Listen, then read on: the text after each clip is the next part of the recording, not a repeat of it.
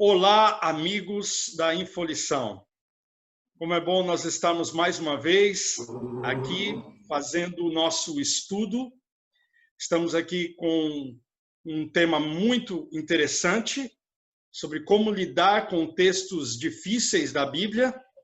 Eu sou o Elton Souza, pastor Elton Souza, aqui de Coroatá, e eu digo para vocês que existem textos difíceis, mas Deus nos guia.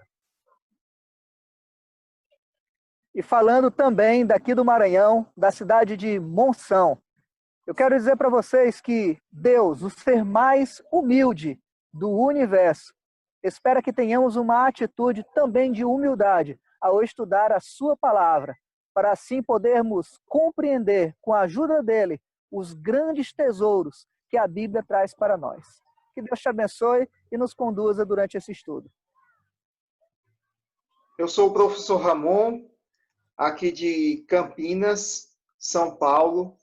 Examinai as Escrituras, porque julgais ter nelas a vida eterna, e são elas que de mim testificam.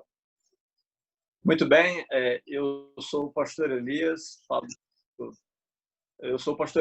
direto da cidade de São Luís do Maranhão, a capital do Maranhão, e eu digo a vocês que eu particularmente não creio na inerrância bíblica. Polêmico.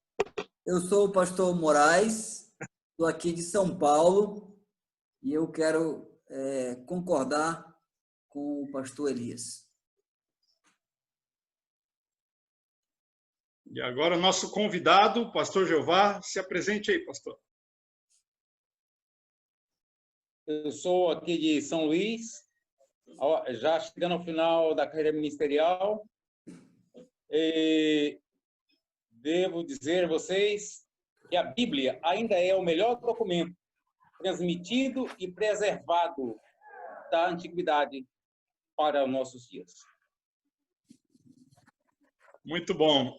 Pastor Jeová é um amigo nosso de longa data e ele tem acompanhado desde o início as nossas lives, os nossos vídeos, o nosso conteúdo, e sempre tem elogiado, tem participado também durante a lição de Daniel, ele fez alguns infográficos junto com o pastor Pablo, ele é muito versado nas escrituras, mestre em teologia, e principalmente na área de Daniel, Apocalipse, profecias, é uma área que ele trabalha muito bem.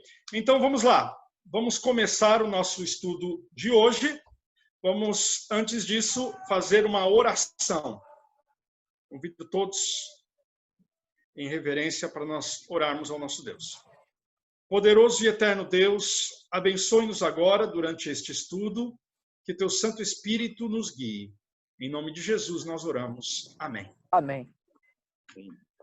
Oração feita. Agora vamos começar com o nosso estudo da lição 12, lidando com passagens bíblicas difíceis. Ok, nós vamos acompanhar aqui uma imagem bonita do nosso amigo Adnan, e agora vamos para o infográfico, o primeiro infográfico. Mas o verso para memorizar é em 2 Pedro 3, verso 15 e 16. E aqui nesse primeiro infográfico nós vemos uma explicação de quem vos fala, falando um pouco sobre esse texto. Alguém gostaria de comentar um pouco esse primeiro infográfico? Fique à vontade aí. Eu acho muito interessante, aqui nós abordamos um texto de Pedro, e aí o primeiro personagem que a gente coloca aqui é a respeito de Paulo, né? Que ele fundamentou-se na sabedoria divina. E é realmente muito interessante porque o apóstolo Pedro, ele cita as escrituras preparadas ali pelo apóstolo Paulo como textos difíceis de entender, que as pessoas mal intencionadas deturpam de acordo com sua própria conveniência. E realmente há muitos trechos da Bíblia, muitas partes da Bíblia, e para algumas pessoas até mesmo toda a Bíblia é distorcida, é apresentada sob a ótica, sua própria ótica de pensamento, e assim a mensagem é deturpada para poder coadunar com suas próprias impressões, com suas impressões pessoais, com sua cosmovisão. Nós precisamos entender que a Bíblia, ela se apresenta como palavra de Deus. Então, para entendermos o seu significado, para podermos compreender a mensagem que ela nos traz, precisamos encará-la desse ponto de vista. Ela é a palavra de Deus. Podemos estudá-la, podemos destrinchá-la, mas se nós encararmos a Bíblia como um livro qualquer, né, de um ponto de vista diferente do qual ela se apresenta, a mensagem dela não será compreendida. Ainda que a pessoa não creia na mensagem bíblica, mas ela precisa estudar a Bíblia de acordo com o ponto de vista que a própria Bíblia se apresenta. Ok. Pastor Pablo, é interessante que mesmo a Bíblia sendo um livro divino, mesmo Deus se revelando em linguagem humana, ainda temos dificuldades de entender alguns textos, para não dizer muitos textos. Eu estava lendo um dia desses um autor conhecido, John Stott, e ele estava falando sobre a questão de que a Reforma Protestante falou muito sobre a clareza das Escrituras. E ele diz, a Bíblia ela é clara, existe a clareza das Escrituras, mas não quer dizer que não deve ter uma busca, ou não deve ter alguns textos mais difíceis do que os outros. E ele cita até esse texto de Pedro, dizendo, olha, um apóstolo dizendo que o escrito de outro apóstolo era difícil de entender. Então, nós vemos que existe o princípio da clareza da Escritura, mas existe também o princípio de que a Bíblia precisa ser aprofundada, né? Você falou uma palavra muito importante aí no contexto do estudo da Bíblia, a palavra humildade. Veja, o próprio Pedro, ele teve uma postura humilde diante de algumas mensagens que são realmente difíceis de entender. Apesar de termos o princípio da clareza das Escrituras, precisamos ser humildes e admitir que, apesar de escrita em linguagem humana, é a palavra de Deus. E a cada dia que a gente vai estudar a Bíblia, a gente vai descobrir coisas novas, vai aprender coisas novas. E se tivéssemos a coragem de dizer que sabemos tudo da palavra de Deus, que compreendemos tudo da mensagem de Deus, nós seríamos arrogantes. E o Espírito Santo, ele trabalha em nós justamente para não sermos arrogantes. O fato de entendermos que somos, como diz aquela música popular, de que somos eternos aprendizes, isso é muito importante no estudo da palavra de Deus. Nós encontramos aqui, pastor Pablo, nesse trecho aqui, três expressões interessantes, que é o ignorante, o instável e o estável, né? E isso. Ele diz que a deturpação da palavra de Deus acontece no ambiente de ignorância e de instabilidade, se tratando do estudo, da diligência da palavra de Deus. E ele faz no apelo, verso 17, dizendo assim, olha, vamos ser diligentes, né? Firmes. A ignorância e também a instabilidade são aquelas pessoas que buscam algo, uma explicação diferente na Escritura Sagrada, buscam algo que possa trazer uma novidade, não crê no que já está escrito, no tradicional, que é sempre uma luz nova. Essas pessoas são consideradas instáveis e elas deturpam, umas por ignorância, não há dolo, e outras, a instável, há um dolo quando eles deturpam. Né? Então, essas três palavras, o indivíduo, o ignorante, o instável do conhecimento e o estável do conhecimento. E o apóstolo Paulo diz, cuidado com a instabilidade e a ignorância. Eu creio que dessa introdução nós já falamos bem. Agora, no próximo tema, onde fala das possíveis razões, né, para aparentes contradições, eu gostaria que o pastor Jeová, o nosso convidado, falasse um pouco sobre isso, sobre essas aparentes contradições da palavra de Deus.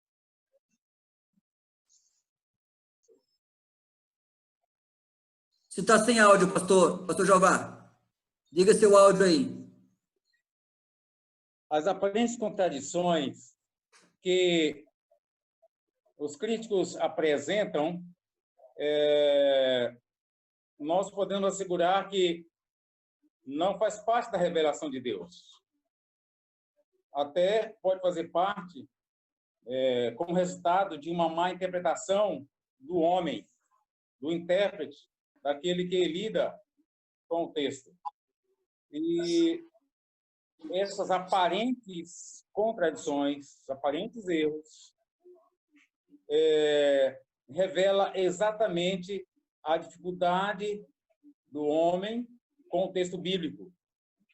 Temos que levar em conta que muitos se aproximam da Bíblia com seus preconceitos, com suas ideias próprias. E daí levam ao erro uma série de coisas. E o slide aí mostra uma lista até generosa, viu? Uma lista grandiosa. A Bíblia é culpada de provar algo contrário disso, daquilo que pensa, né? O texto não traz uma compreensão, é muito falha aqui, muito falha nesse ponto, muito falha naquele ponto. E assim, eles chegam até a ignorar que os copistas, por razões outras, podem ter errado numa letra, ou numa palavra, ou no som da palavra, alguém ditando ali, vários copistas ao redor de uma mesa, e ele entendeu a palavra de uma forma, e assim grafou e pode ter trazido. Mas, veja, nunca vamos estabelecer um ensino, uma doutrina, numa passagem obscura. Aliás, uma passagem obscura precisa de passagens mais claras, mais simples, até para explicá-la, né? Veja que nós temos que ter o cuidado de nos aproximar da Bíblia, assim como Jesus teve, ter a conduta de Jesus. Como Jesus conduziu diante dessas aparentes discrepâncias que o texto pode nos apresentar hoje. Jesus olhava para as Escrituras e tratava dessa Escritura, eu estou falando Jesus das Escrituras em relação ao Antigo Testamento, né? Jesus considerava que era inspirada. Ele acreditava que Moisés ensinava o que ensinou, era a palavra de Deus. Os apóstolos, de igual maneira, olhavam para o Antigo Testamento e via que Deus estava falando através dos profetas. O exemplo que nós temos de Paulo, Atos 24:14, é um exemplo muito, muito claro disso. Né? Olhavam como a Bíblia como inspirada, como revelação de Deus. E de forma que essas possíveis aparentes contradições, ela se reserva ao homem e não a Deus. Eu não posso citar Deus como aquele encarregado dos erros. Os escritores da Bíblia, eles escreviam em seu próprio estilo, seu idioma, com seus pensamentos bem característicos, daquilo que ele conhecia, daquilo que ele vivia. Ele tentava aproximar, usando a linguagem do dia a dia, do cotidiano, né? E tudo sob a orientação do Espírito Santo. Não era de si mesmo, né? Então, pastor, então essas contradições então são fruto da própria mente da pessoa, é a predisposição dela de ser incrédula, seria isso? Porque você entra em sites de ateus, você vê listas ali de 160 contradições da Bíblia, de muitas coisas mais. Seria isso já um predisposto, né, um pressuposto dessas pessoas? Isso. O indivíduo vai para a Bíblia já predisposto para não aceitar. Ou seja, para dizer que ali tem um erro, né? Ali tem algo contraditório, ali tem algo que não se harmoniza, né? E isto cresce a lista daquilo que não é tão grande. Além do mais, nenhuma dessas aparentes contradições pode nos colocar no caminho da perdição. Isso não afeta o meu conhecimento para a minha salvação, para a salvação do ser humano, de forma alguma. Pastor Jová, dentro dessas aparentes contradições, nós temos algumas coisas que foram erros ali dos copistas, né? Algumas questões numéricas, detalhes que não interferem no conteúdo salvífico da Bíblia. Mas nós podemos, não é isso? Mas nós encontramos também aparentes contradições no tocante a questões doutrinárias, que é justamente isso que o senhor falou, que o pastor Elton aí complementou. As pessoas já vão com um pré-conceito, já com uma ideia pré-determinada, pré-concebida a respeito do assunto, e aí isso vai apenas fortalecendo já o pensamento delas de que a Bíblia ela se contradiz. Mas o que a gente percebe é que há uma grande harmonia. Quando a gente estuda a Bíblia com humildade, com a disposição correta, nós percebemos que há realmente uma harmonia entre os textos bíblicos. Eu vejo que muitas vezes essas falsas contradições, elas vêm de generalizar. Quando você generaliza algo, eu vou dar um exemplo aqui. Existem várias, né, dessas contradições, né, entre aspas, que as pessoas usam para desacreditar da palavra de Deus, para duvidar. Mas uma delas que eu fiquei bem assim, esses dias eu fiquei bem pensativo numa delas, estudando para esses infográficos, era de Êxodo, nas pragas. Em uma das pragas, diz que todos os animais do campo morreram. Na praga, depois, diz que todos os animais do campo morreram novamente. Daí eles falam assim, peraí, mas se eram todos os animais que tinham morrido, como que morreram de novo? Está uma contradição. Daí é a questão da gente entender do idiomatismo, de todo, nem sempre é todo. Então, quando você vai lá em Mateus, por exemplo, aonde fala de Herodes, que Herodes ficou sabendo através dos magos do Oriente, daí diz, toda Jerusalém ficou sabendo. Não estava dizendo que cada um daqueles habitantes de Jerusalém ficaram sabendo, mas quando fala todo, é a maioria. Então, existem momentos que todo é todo mesmo, mas dependendo do contexto, todo pode ser só uma maioria, uma generalização, né? Me permita só mais uma observação. Claro que toda a linguagem humana ela é limitada, não é? E a Bíblia não foi, como diz Frank Hazel, num artigo publicado na revista Ministério de 2003, janeiro de 2003, se não me falha a memória, ele diz que a Bíblia não foi escrita em Esperanto celeste, né? Infalível. Não é. Os escritores eles usavam a linguagem como usual, não é uma linguagem técnica, não é uma linguagem científica, é a linguagem do cotidiano. E, às vezes, as palavras que eles usavam pode hoje ter uma outra conotação também, ou pode soar diferente, né? Por exemplo, pôr do sol, nascer do sol. Isso é comum nós encontrarmos, né? As pessoas falando hoje também, né? Veja só, escritores do passado e hoje, com o conhecimento que nós temos, nós sabemos que o sol não nasce, né? É uma aparência de nascer do sol, a aparência do sol, né? A linguagem do fenômeno, né, pastor? A linguagem fenomenológica. É a linguagem fenomenológica comum, do dia a dia, né? E isso não é uma linguagem precisa. A Bíblia, em momentos, ela usa a linguagem precisa, técnica, de acordo com a situação, mas nem sempre é assim. E, desse modo, a gente quer falar de imprecisão, não pode ser equiparada a uma mentira, a uma falsidade. Não, muito pelo contrário, não significa falsidade daquele assunto, daquele relato, do que trata ali a Escritura. Pastor Jeová, Ok. tem uma outra Pastor coisa, Jeová. só mais uma observação aqui. Dentro do que vocês estão Sim. falando, nós encontramos a linguagem figurada, né? Nós temos figuras de linguagem na Bíblia. Né? Sim. Nesse caso aí que vocês citaram, né, a gente encontra a hipérbole. Né? Eu estou morrendo de fome. Então, há exageros, né, que estão no campo ali da figura de linguagem. Nós encontramos também atualizações dos copistas.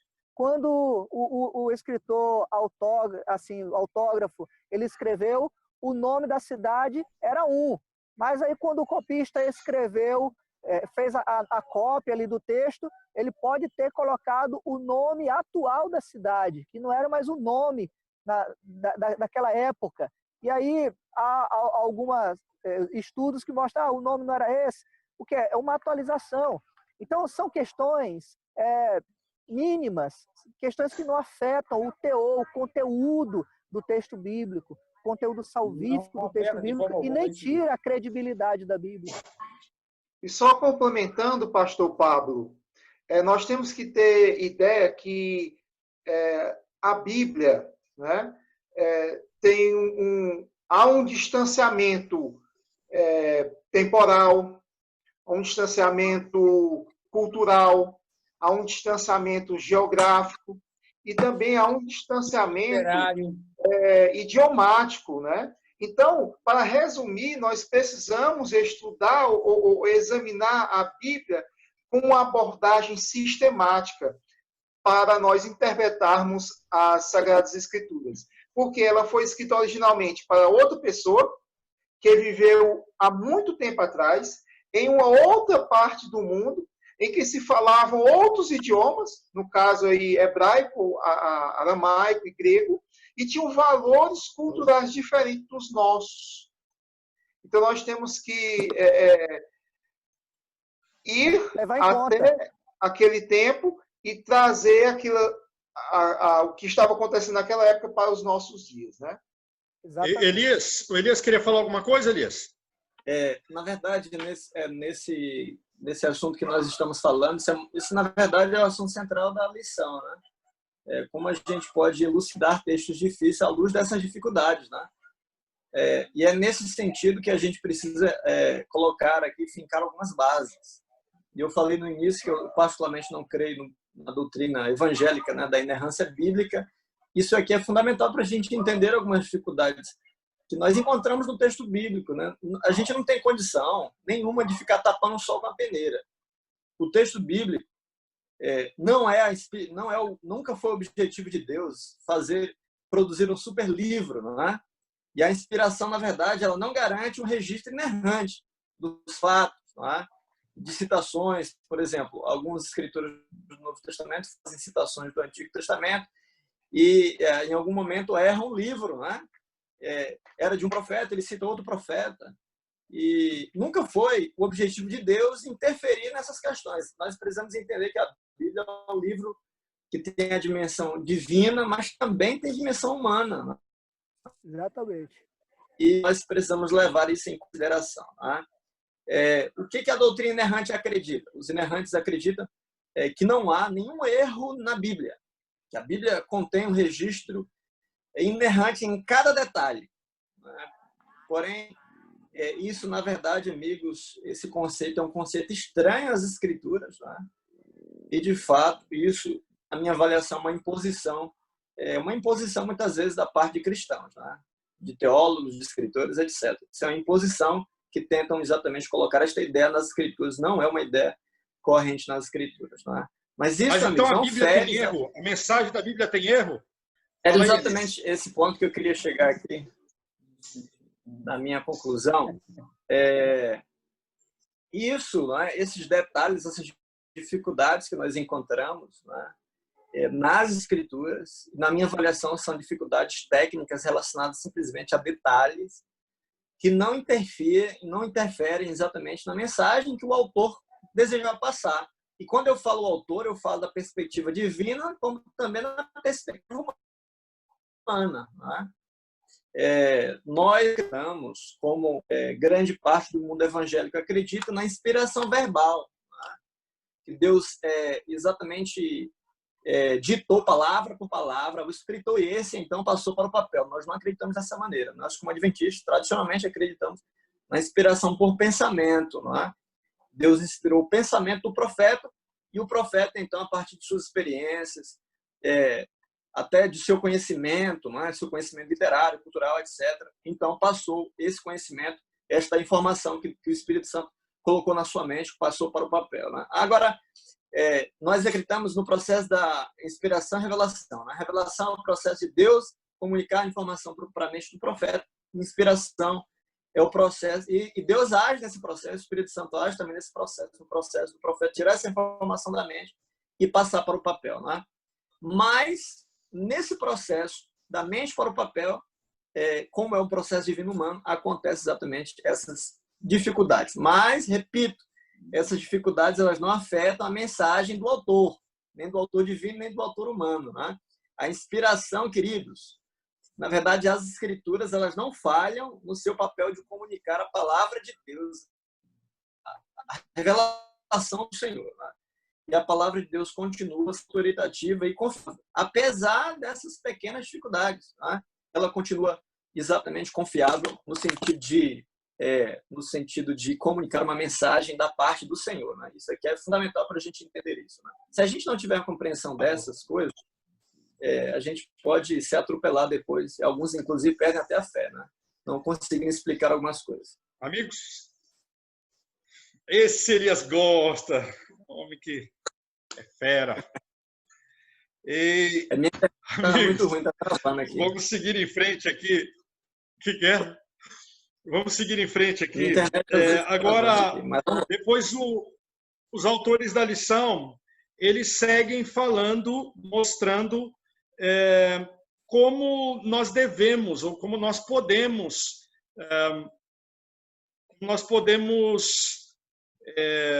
passar por cima dessas dificuldades e entender melhor o texto bíblico. Então, a primeira dica, né? Eu vejo como dica ou conselhos, abordagem sincera e cuidadosa. Pastor Moraes, que foi o que menos falou até agora, fale um pouquinho e depois o pastor Jeová fala mais um pouco, tá bom? Ok. Esse gráfico, eu gostei muito dele, né? Por os motivos que eu não vou apresentar da estética, né? Mas o conteúdo também está excelente, né? As condutas são contrasteadas aí entre os Tessalônicos e Bereias. E quando você vai ver no texto aqui, Bereia tem alguns verbos que aparecem, como, por exemplo, nobreza, zelo, e o que eu mais gostei aqui, eles tiveram a palavra anacrino, que é investigar, examinar, verificar e analisar cuidadosamente, e também significa questionar. Né? Às vezes, a impressão que dá é que nós devemos que chegar diante de um texto bíblico despido de questionamento, de dúvidas, mas os bereanos, eles não apenas aceitavam o que era dito, eles punham à prova. Eu acho que é isso que o estudante deve fazer, mas ele tem que fazer isso com essa atitude aqui que o professor Elton colocou, o pastor Elton colocou, uma conduta nobre e uma atitude sincera. E eu acho, o pastor Jeová está por aí conosco. Pastor Jeová, me parece que há um recorrente na questão da interpretação das escrituras, que na história antiga e na história nova também, contemporânea, parece que os leigos, aqueles que são aparentemente leigos, parece que tinham uma primazia, né? Parece que a reforma, por exemplo, as reformas da escritura, as reformas dos textos, as descobertas dos textos, sempre parece que apareceu da base, nunca do alto, né? Um exemplo disso é que a reforma protestante, ela não surge do papado, ela não surge do clero, do alto clero, ela vai surgir do baixo clero, né? Quando Jesus veio aqui à Terra também, muitos poderiam ter decifrado, mas quem decifrou ele, primeiramente, foi um leigo, né? Acho que Natanael, se eu não me engano. Então, eu interesse essa atitude sincera e nobre, ela pode superar até a teologia avançada, quando você se aproxima de um texto sinceramente, com nobreza, com sinceridade, orando a Deus, e também aplicando esses crivos, esse cuidado todo aí, que foi aplicado em Bereia. Exatamente, pastor Moraes. E Deus se agrada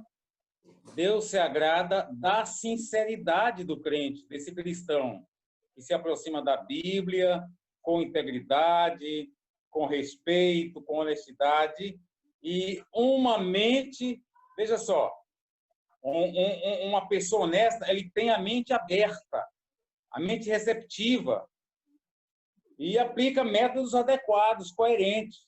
A mente aberta permite que a pessoa utilize métodos coerentes para solucionar a dificuldade do texto que ele se encontra. É claro que não devemos esconder das dificuldades da Bíblia, evitar as dificuldades da Bíblia.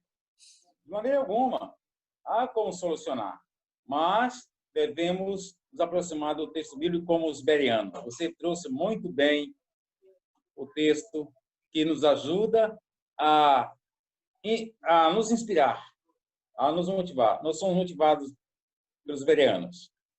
Sinceridade, nobreza. Inclusive, quando eu postei esse infográfico essa semana, foram no meu privado perguntar para mim, mas esse texto não está na lição, por que vocês estão falando desse texto? Daí eu falei, olha, a infolição não é um resumo da lição.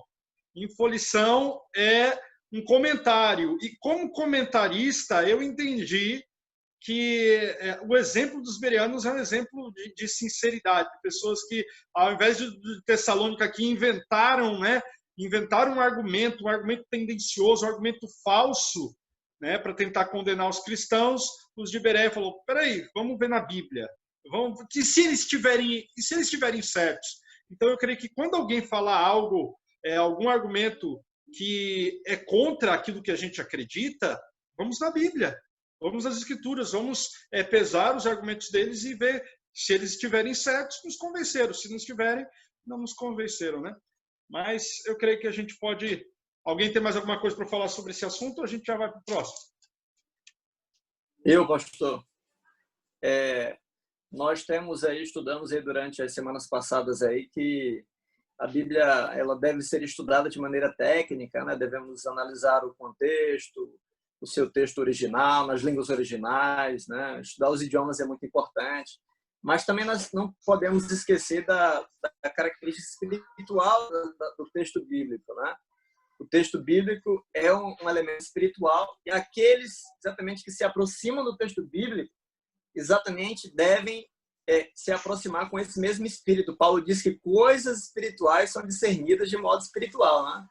Então, se há algum texto difícil, né, o estudante sincero ele deve se aproximar desse texto com oração, como disse o pastor Paulo, com humildade, né, suplicando a Deus sabedoria.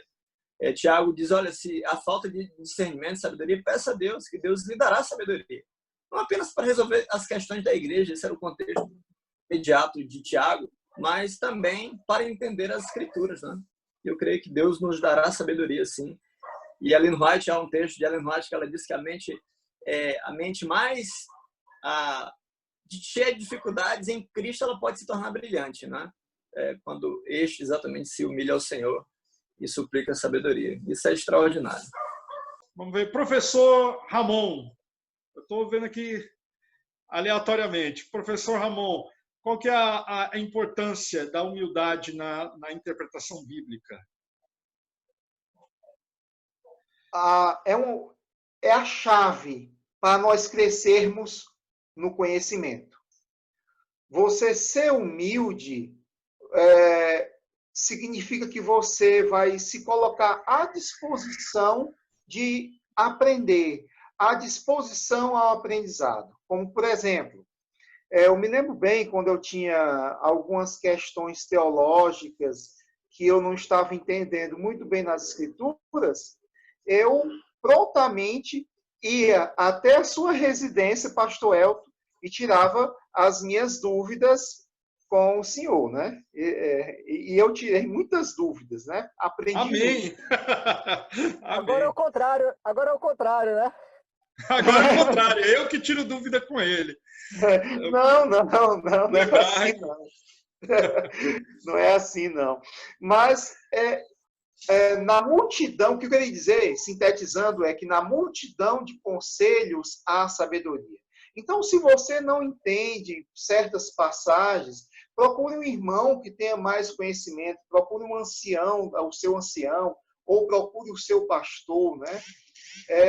Então, se a pessoa realmente não souber, que você não fique dando uma resposta rasa para aquela pessoa que não vai satisfazer a sua curiosidade. Seja sincero, olha, eu não sei muito bem, não é a minha área, mas eu posso pesquisar com alguém que saiba, que seja especialista na área, aí depois você pode levar uma resposta satisfatória e correta. E isso aí é interessante, professor Ramon, que eu já vou deixar o Moraes falar, mas a gente vê muito disso em debates, algumas pessoas que não sabem nada de línguas bíblicas, nunca estudou nada de grego e hebraico, e na hora de argumentar quer citar palavras gregas e hebraicas. Ou a pessoa nunca estudou, nunca leu um livro sobre crítica textual e quer falar sobre qual é a versão da Bíblia que é correta.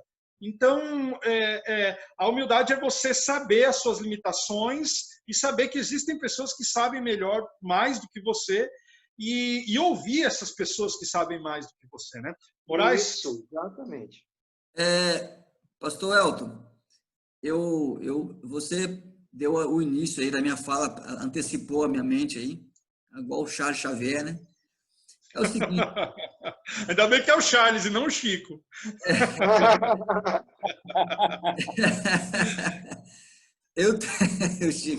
Eu tenho acompanhado alguns programas aí televisivos, no passado mais ainda, aonde eu sou contra alguns esse tipo de programas que colocam aí debatedores. Por quê? A gente vê que eles não têm compromisso com a verdade. O compromisso deles é provar que eles têm a verdade. E aí nós temos um problema, porque os adventistas, eles não gostam, eles têm que usar a verdade, e às vezes a verdade contra a falácia é insuficiente. Quem ganha esses debates são quem? Pessoas que têm maior argumento. E às vezes o argumento é tão bonito que sobrepuja a verdade. A pessoa que tem arrogância e se aproxima do texto, normalmente, ela é notável. Hoje, se você... Eu não vou citar nomes, mas se você citar, por exemplo, Apocalipse 17, Apocalipse 13, no Google, não vai aparecer os adventistas, vai aparecer pessoas que têm uma resposta deturpada do Apocalipse 13. Porque essas pessoas que se aproximam do texto com arrogância, infelizmente, elas chamam muito a atenção.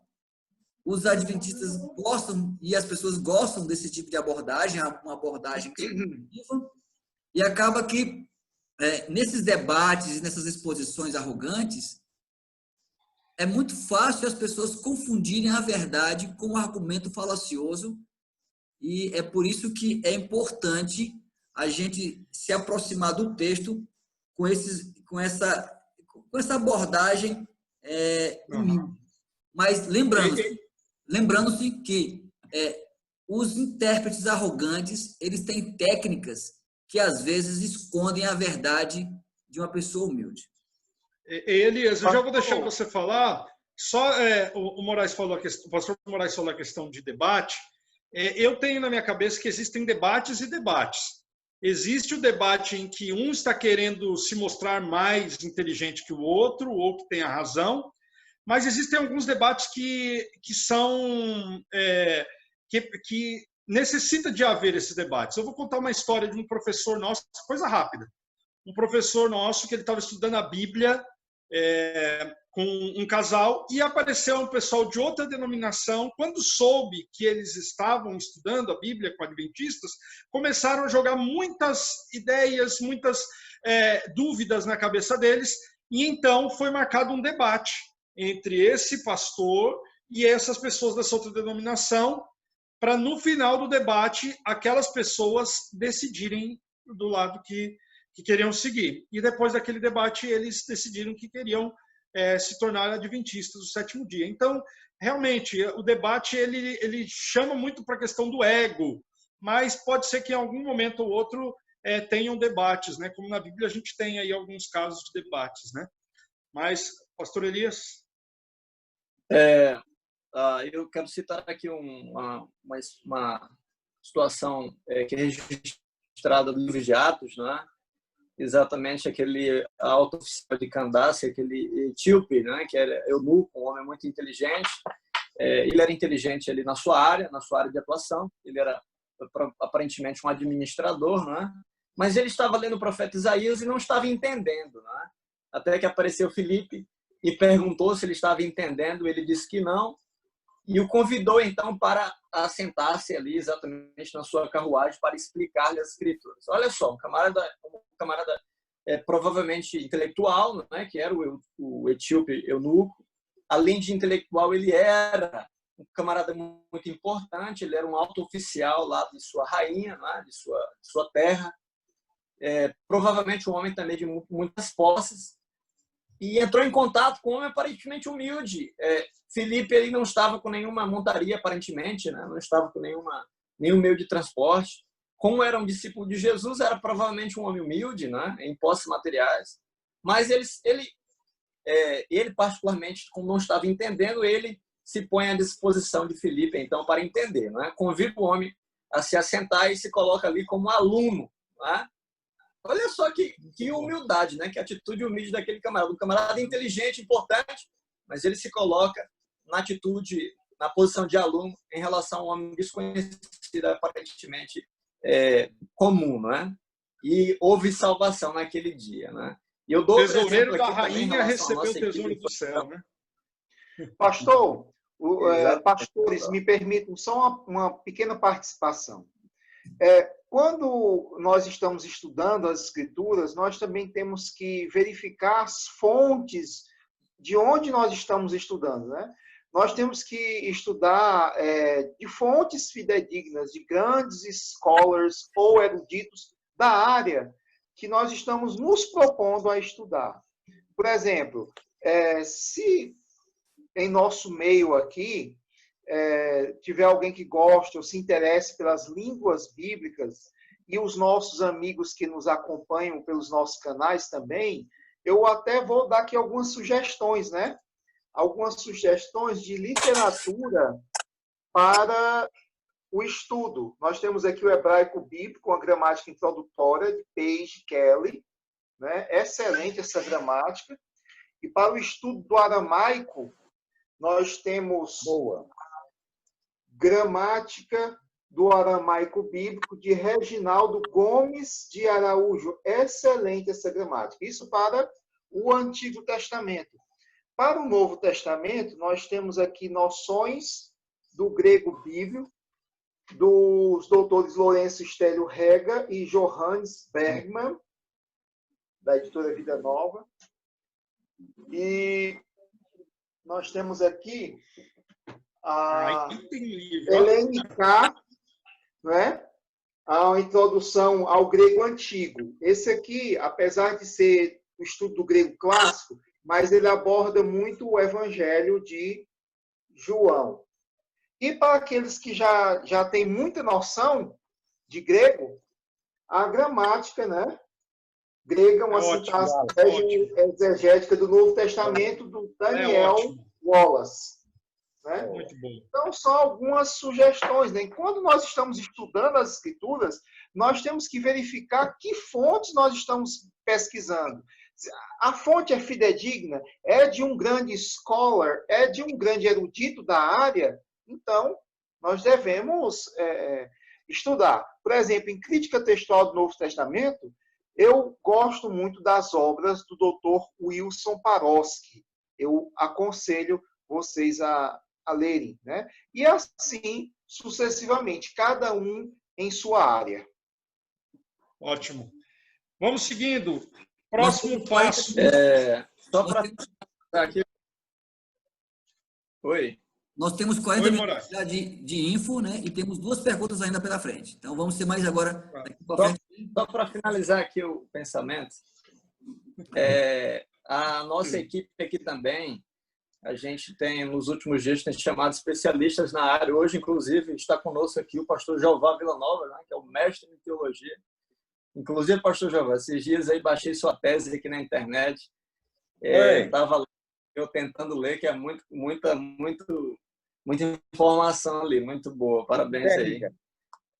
Amigos, antes de passar Obrigado. a palavra, antes de passar a palavra para o pastor Jeová novamente, me permita um rápido comentário em relação ao que estava sendo tratado anteriormente aí, as belas indicações do professor Ramon, em relação à questão de debates, em relação a tudo isso que foi falado, tudo vai na questão da atitude, né? A nossa atitude, qual é a nossa atitude diante do debate, a nossa atitude diante da verdade? Nós queremos enaltecer o nosso conhecimento, o nosso preparo, né? Ou nós queremos enaltecer a Bíblia, a mensagem dada por Deus para a salvação do ser humano? É isso que nós temos que pensar. Qual é a atitude? Qual é o nosso objetivo ao debatermos, o nosso objetivo ao estudarmos, ao repassarmos conhecimento, a transmitir, a compartilhar ideias? Então, esse pensamento vai fazer toda a diferença. Pastor Jeová, o que mais você tem a nos dizer sobre esse tema e o tema seguinte? O tema seguinte é determinação e paciência. Como isso é importante na interpretação de textos difíceis, pastor Jeová? A determinação e a paciência. É o próximo slide. Isso, ó que bonito. Ok. Aí nós temos um quadro bonito, bem didático, para entendermos, para termos como exemplo motivação de determinação, de paciência. E é bom que se diga que para perguntas difíceis não há respostas fáceis. Né?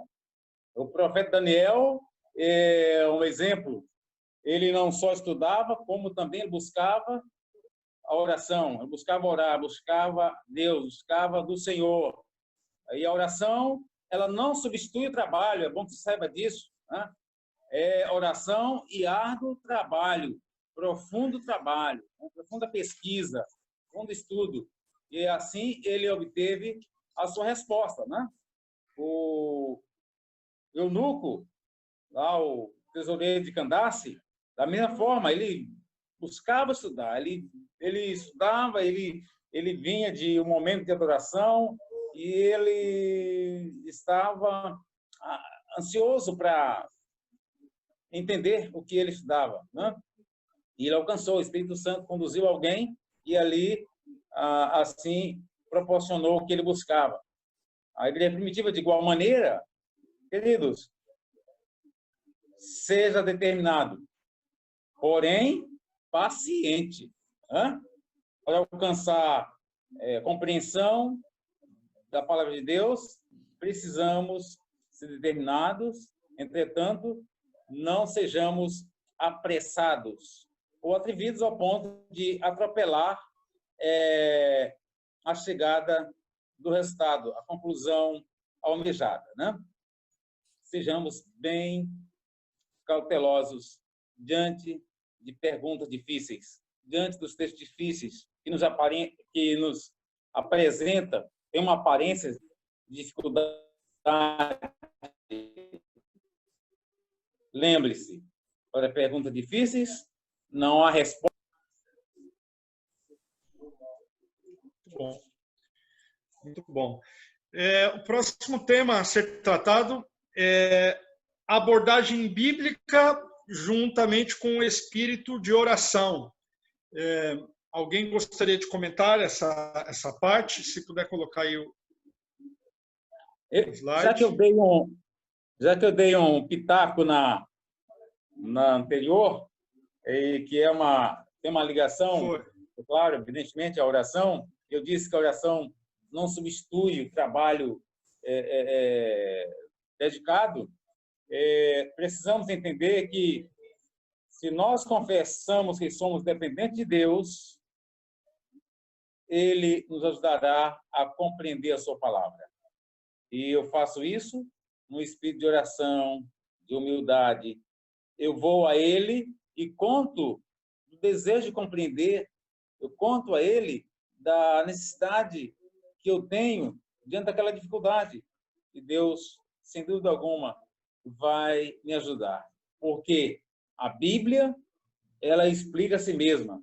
E se eu estou com dificuldade na Bíblia, Deus vai me conduzir através das páginas sagradas deste livro e vai me levar ao momento de compreender. Muito bom.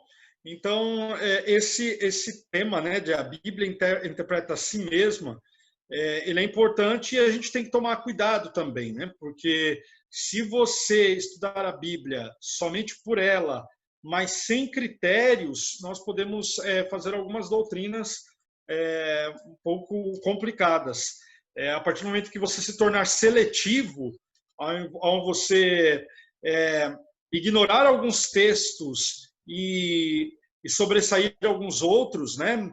Você pode tomar algumas conclusões precipitadas, né? Então, a Bíblia ela interpreta a si mesma, sim, mas você tem que ter o método correto, porque se você for tendencioso ou descuidado, você pode chegar em cada teoria. Pastor Moraes, depois Pastor Jeová. A gente tem os extremos, né, de pessoas extremamente intelectuais, como eu creio que o pessoal da crítica textual, os teólogos que são dessa área, são pessoas que... Da alta crítica, principalmente. Da alta crítica, né? Da alta crítica. Alta crítica. Esses indivíduos que se apresentam ao texto, que se aproximam do texto sem a devida reverência, esses indivíduos, eles são os melhores teólogos, porque eles se aproximam do texto sem nenhuma paixão, só com a razão. Homens extremamente inteligentes, porém, eles não conseguem chegar a um denominador comum quando se aproximam do texto. O outro extremo é quando eu ignoro também o conhecimento e parto só para a oração, com uma interpretação muito pessoal, muito se aproximar do texto com sentimento, ignorando, como diz alguns, o Espírito fala, o Espírito vem a mim e fala. Esses extremos são muito comuns em todas as áreas e nós temos que ter uma dosagem certa, né? Não confiar 100% na oração para o estudo da Bíblia e também não confiar 100% no estudo. Tem que ser algo que sincronize perfeitamente a oração e a busca. A busca sem oração... Realmente os melhores. A busca sem oração nos leva a um lugar errado. A oração sem a devida busca, sem a devida pesquisa, também nos leva para os extremos errados. Obrigado, pastor Elton. Realmente os melhores teólogos são aqueles que encontram esse ponto de equilíbrio, né? Isso. Com certeza. Pastor Jeová? Só para dizer que se eu tenho Deus como autor final das Escrituras, então eu preciso admitir que há uma unidade entre as partes da Escritura, porque Deus é o autor dela. E diante da dificuldade, a melhor solução é a própria Bíblia. A Bíblia é a solução, contém a solução, eu encontro a solução das dificuldades que, porventura, eu venha encontrar em suas páginas. Então, eu vou fazer rapidinho aqui as indicações das leituras e depois cada um fala um pouquinho e o pastor Pablo encerra, tá bom? Amigos, eu fiz algumas indicações, 3 dessas obras aqui são de autores adventistas e 2 são de autores não adventistas. A primeira, essas 2, poucas pessoas sabem, mas essas 2, mesmo sendo aqui no Brasil, sendo de editoras diferentes, né? O Interpretando as Escrituras foi publicado pela CPB e o Compreendendo as Escrituras pela Unaspress. Nos Estados Unidos, eles são complementares, eles fazem parte de uma coleção. Tanto que aqui no Brasil, mesmo sendo de editoras diferentes, a capa deles é parecida, né? Essa segunda capa aí. O Interpretando as Escrituras, ele vem falando mais desse assunto de hoje, que são os textos difíceis, né? São como você interpretar algumas dificuldades. O Compreendendo as Escrituras é mais um livro de hermenêutica, é mais um livro de parâmetros, de regras, e ele é bem interessante porque ele aborda, inclusive, os diferentes estilos e gêneros literários. O outro, Resposta às Objeções, do Francis Nichol, que foi o editor do Comentário Bíblico Adventista, ele trabalha com objeções bíblicas, ele responde objeções bíblicas e objeções também lógicas, né? Algumas, principalmente objeções contra a Igreja Adventista. Então, ele é bem interessante, que traz algumas ideias, algumas coisas que falam contra nós, de nós sermos seita, de nós sermos exclusivistas. É interessante a abordagem dele. É um livro antigo, né? É um clássico, mas ele é bem interessante, uma obra bem interessante. Essas outras duas são de autores não adventistas, então fica aqui o alerta que há alguma coisa ou outra que não coaduna com as nossas crenças. Esse manual de dificuldades bíblicas, o Norman Geisler, ele é fantástico, mas na introdução dele ele faz uma grande apologia à inerrância bíblica. Então você tem que tomar cuidado. Então no primeiro capítulo ele fala bastante de inerrância, porque algumas pessoas elas confundem infalibilidade com inerrância. E então ele fala muito de inerrância, mas na parte que ele analisa os textos bíblicos é fantástico, tá bom? E o outro, John MacArthur, o Manual Bíblico. O Manual Bíblico ele não é de análise de textos difíceis. Ele é um livro que dá um panorama. Ele vai livro por livro da Bíblia, dos 66 livros, falando sobre como interpretar, ele vai falando das peculiaridades, dos temas principais. Ele é como se sendo uma introdução para cada livro da Bíblia. Ele também não é adventista, então na parte de mortalidade da alma, alguma coisa assim, pode ser que tenha alguma diferença. Mas, no geral, é uma boa obra, eu gosto muito dessa obra e desse autor também. Aí agora eu já falei bastante. Pastor Elias, pode falar e depois cada um vai falando a sua consideração final e o Pablo também. Eu quero fazer uma indicação de leitura também bem pontual. Eu falei um pouco sobre inerrância, né? Infelizmente, o pastor El também falou um pouco aí no final. Infelizmente, alguns para defender as escrituras, né?